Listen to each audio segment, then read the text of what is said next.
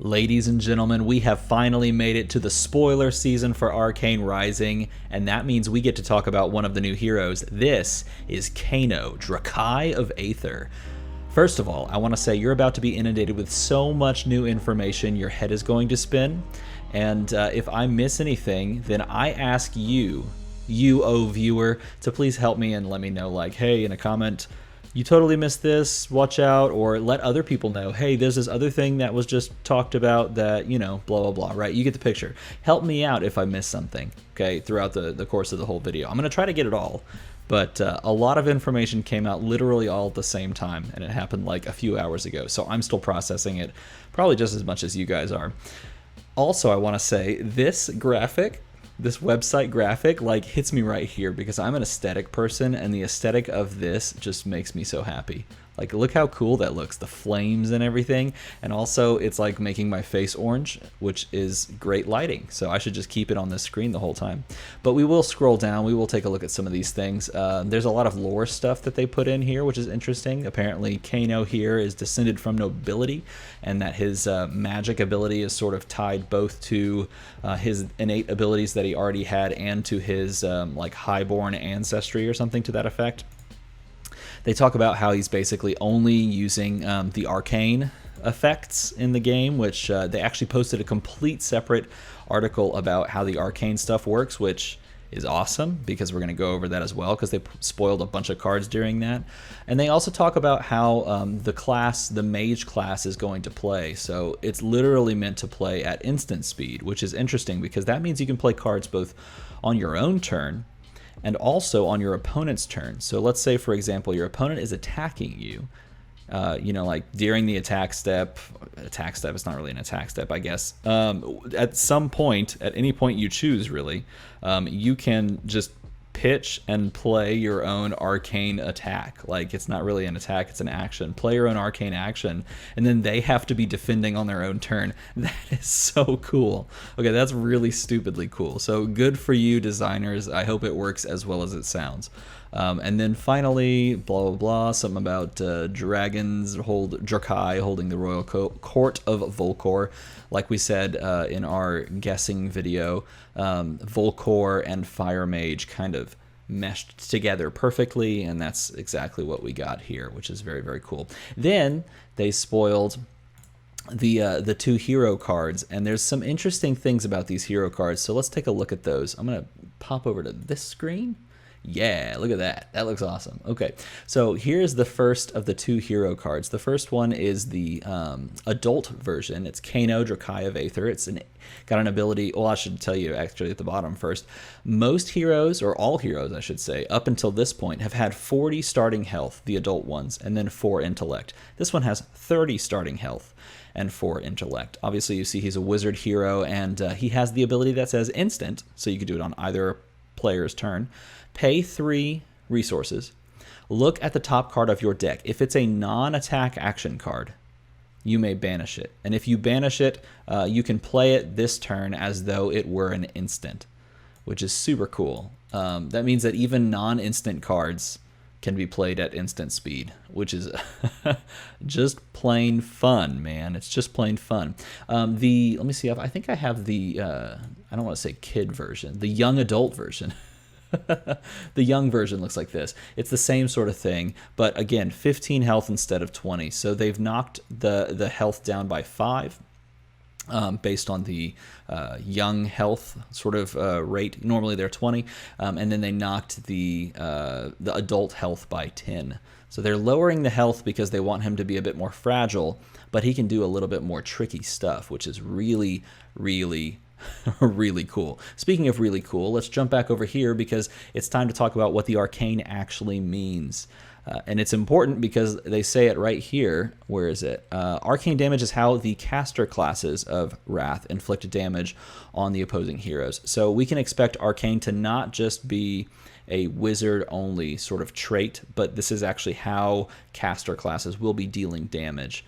Which is important to know because we're also expecting caster classes in the form of Necromancer, and maybe they're calling Alchemist a caster class, which I could assume is true. The last one, Ranger, I don't think so. It is Ranger, right? Yeah, Ranger. So this is really, really interesting as well. This is a little chart they made, talking about what like the wizard has in comparison to melee classes. So wizard has 0 attack action cards. You're not using the attack action cards because there are none.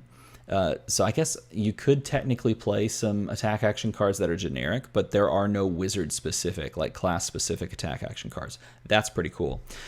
It has some, or I should say many, non-attack action cards, which is what we can expect these Voltic Bolts and things like that to be. It has 0 attack reaction cards, which makes sense because obviously if you're not playing attack action cards, you don't have anything to react to when you're attacking, so none of those. And then this is the most interesting to me. Defensively, they have defense reactions, but they are very weak in comparison to the melee classes, which is both thematic and also class-specific, very interesting from a design perspective. Like you're designing that with that in mind. Kind of cool.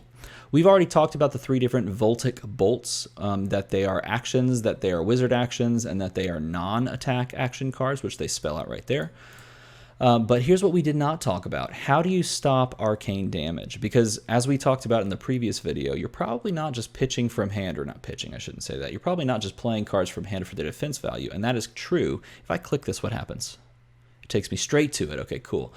So this is how you do it. You do it with this keyword, Arcane Barrier. And Arcane Barrier 1, essentially, well, I'll just read you the parenthetical text first. It says, if your hero would be dealt arcane damage, you may pay 1 resource instead. If you do, prevent 1 arcane damage that source would deal. And notice they have Arcane Barrier 1 on the robes, on the gloves, and on the boots. Okay, so it's like a full set of Arcane Barrier 1 equipment. They all defend for 0. I think that's important to note as well. So like even if I open up the robe here, it defends for 0, but what it does do is allow you this Arcane Barrier keyword. And the nice thing about this is it's not once per turn. You don't have to like slide it to the side like you would in like Magic or whatever. As long as you have resources to pay this, you can do this multiple times. So if you're up against a caster class and you have cards in hand, instead of saving those cards and using their defense value, you're going to be pitching those cards to use Arcane Barrier on your equipment, and that's per source of damage. So technically, if you like paid 4 resources, you could prevent 4 damage from arcane sources. And then if you did that again, you know, if they did it again to you, you could do the same thing again, because these don't break when you use them, kind of like when you block with them for melee classes. Again, that kind of makes sense, right? The magic necessarily won't break it. So, you know, you just use it, which is really cool design. And it makes you think, okay, well, in this meta, am I matching up more against caster or melee classes? How many of these Arcane Barrier equipment pieces am I going to need to bring? How many of these Arcane Barrier items, which they mentioned there are some items that they may have coming out in this set, how many of those do I need to include in my deck? It's very interesting. Which is exactly what I wanted, and probably what you guys wanted as well when it comes to card design and increasing the complexity of the game in that sense.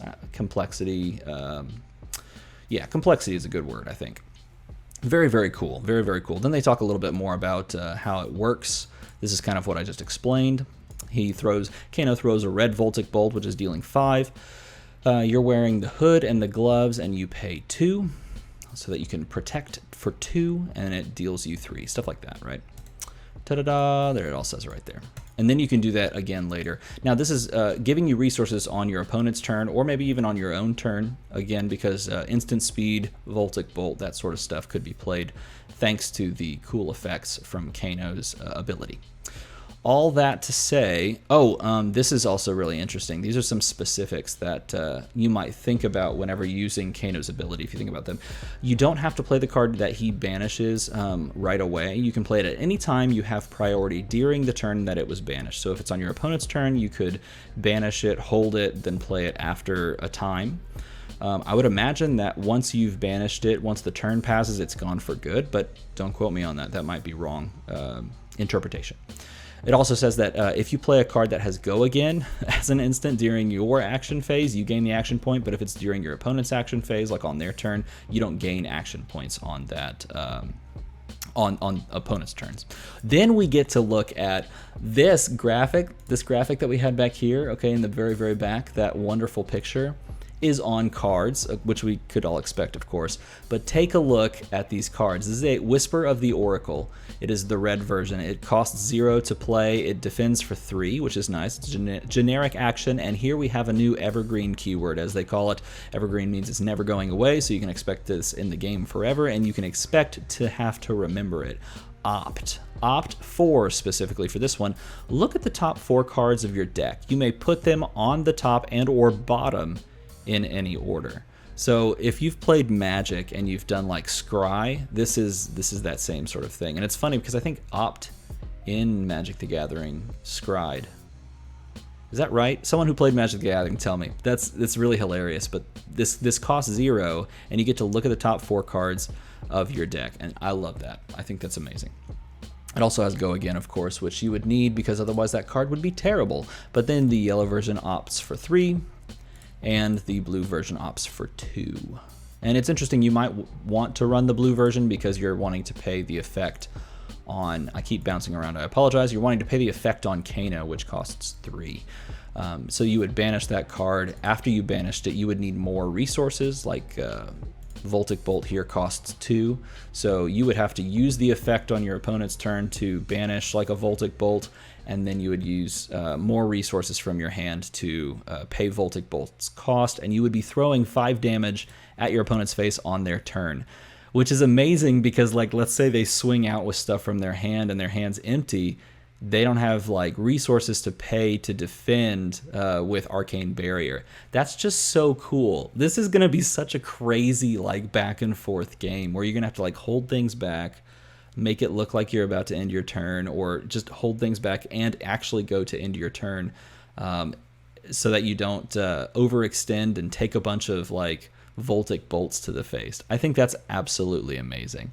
This is so stinking cool. This class is amazing so far in my mind. It's super fun looking, and the fact that we get like cards like this that have wonderful art and really interesting new abilities that turn the original Melee class like idea of how you play the game on its head, blowing my mind right now. Blowing my mind. So what do you think about Kano, Drakai of Aether, and the Wizard class? Let me know in a comment below. If I missed anything specifically about Kano or Wizards or Arcane Damage or Arcane Barrier or any of the cards that they showed that I talked about. If I missed anything, let me know in a comment below. If you like this video, if you want to see the stuff that's going to be coming out over the next week, 2 weeks, 3 weeks leading up to the release of Arcane Rising, hit that little bell and that subscribe. I'm going to post videos often, early and often, just because they're going to be releasing spoilers constantly, so why not make a video about some spoilers? If you want to support me on Patreon, feel free to hop in the link in the description. If you would like to check these cards out a little closer, check out Fab TCG or hit me up on the Discord. I'm going to post these in the Discord as well. As always, everybody, thanks for watching.